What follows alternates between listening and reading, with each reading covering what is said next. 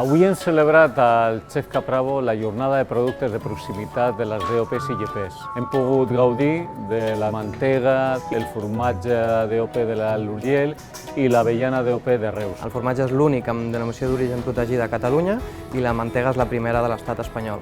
Aquest certificat el que ens garanteix és que tota la recollida de la llet i l'elaboració dels productes es realitzen en les comarques de l'Alt Urgell i la Cerdanya, en aquest cas concret fabricats i elaborats per Cadí Cooperativa. Tenim la millor avellana del món, que és l'avellana de Reus. Consumint aquesta avellana amb el segell de DOP, esteu consumint la feina que fan els pagesos al Camp de Tarragona. I venim a tastar grans productes amb unes grans mans que ens faran grans plats. Avui hem fet 3 receptes a base de formatge de l'Alt Urgell i la Cerdanya, mantega de l'Alt Urgell i la Cerdanya i hem treballat amb avellana de Reus. Li hem donat una volta a aquests ingredients que semblen una mica tradicionals. Hem començat amb un sam de rèmol a la menier, una base d'enciam, i dins normalment porta carn. I aquest enciam el que fa és rebaixar el greix, viatjar una mica a Corea però sense sortir d'aquí. L'altre plat ha sigut una nada de bola d'hamburguesa. Li hem posat praliner d'avellana, no? I normalment s'utilitza per a dolços. En un pa de formatge. Hem fet una ceba amb una mica de mantega i llimona. I per últim hem fet un pastís de formatge, tendre per dins, i l'hem fet amb formatge de l'Alt Urgell i la Cerdanya, amb una base de galeta i avellana, i després al costat també portava un crumble d'avellana. Molt creatiu, fer servir aquests productes d'una manera totalment diferent. I t'ensenya que es poden fer a casa, simple,